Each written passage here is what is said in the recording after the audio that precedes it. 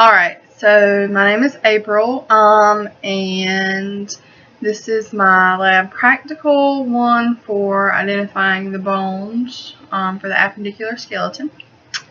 And I don't have a printer at my house, so I just took the things and wrote them down.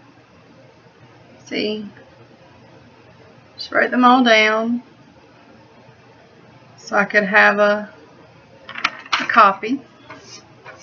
And now I'm going to show you my surroundings.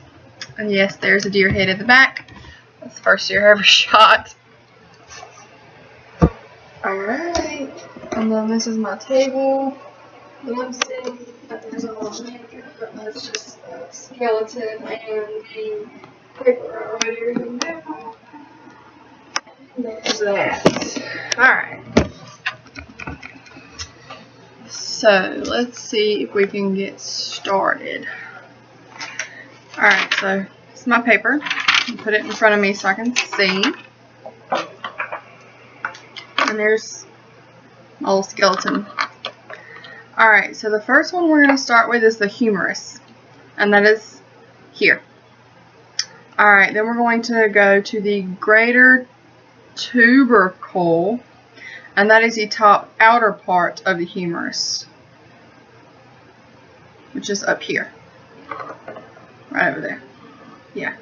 And then we're going to go to the cranoid fossa, which is number 3. The greater tubercle is number 2, and the cranoid fossa is number 3, and that is the bottom inner part of the humerus, which is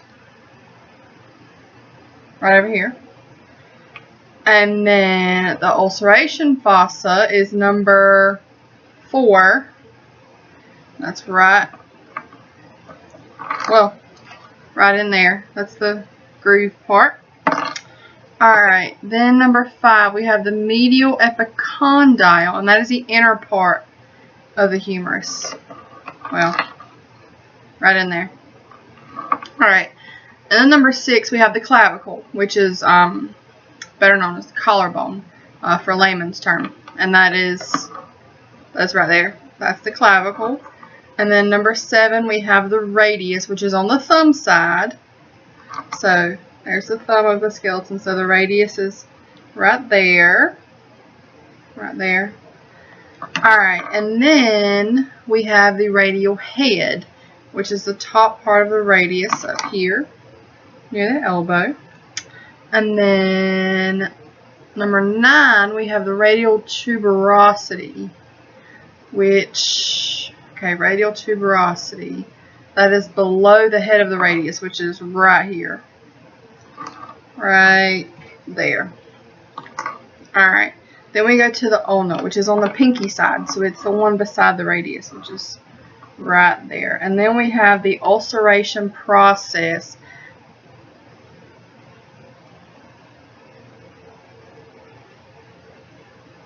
I'm trying to think what ulceration process is. Okay, that's the one up here near the funny bone. Right there. Near the funny bone. Alright. And then after the ulceration process, we have the scapula, which is back here. And then we have the scapular spine, which is right there. And then we go to the glenoid cavity, which is basically the ball joint, or the joint that connects the scapula, and the shoulder. It's the joint right in there. Alright, and then we have the supraspinous fossa. It's very hard to pronounce. And that's the top inner dip part of the scapula, which is, see, there's the scapula, and it's right in there. And then we have the infraspinous fossa, which is basically, it's not the whole thing back here, but it's like, the inner circle part. Alright, and then we move on down to the, And then, let's see if you can see this better. Having technical difficulties here. Alright. And then, there we go. And then we move on down to the femur, which is right here. It's the thigh bone. And then we have the greater trochanter, which is the outer top notch of the femur. Let's see, this is the femur. And the greater trochanter would be right around up here. Alright, then we have the femur head, which is right in there. That's the head of the femur. Alright, then we go to the lesser trochanter, which is the inner notch of the femur, which would be down here. Right down there. Alright, and after the lesser, let me see where I'm at. After the lesser trochanter, we go to the patella, which is the kneecap. So that's right there, that little circular structure. And then, after the patella, we go to the tibia, which is the bigger bone on the leg, which is right here on the inside. That's the tibia. And then we have the anterior crest, which is right below the tibia. So it's about right there. And then we have the medial malleolus, I'm assuming. And that is the, let's see, what is the medial malleolus? Let's see. What did we do here?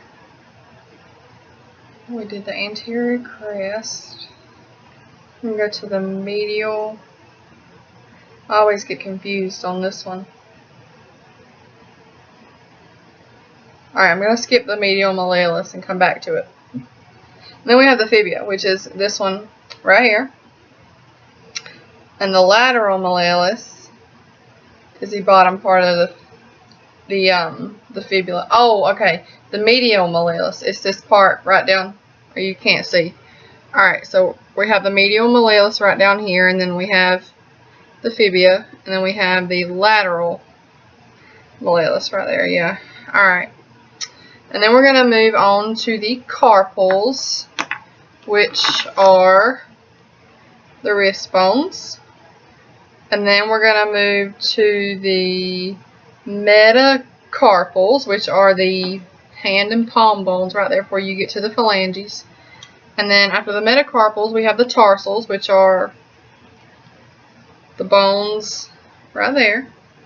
And then we're the phalanges, which are the fingers down here and the toes down there.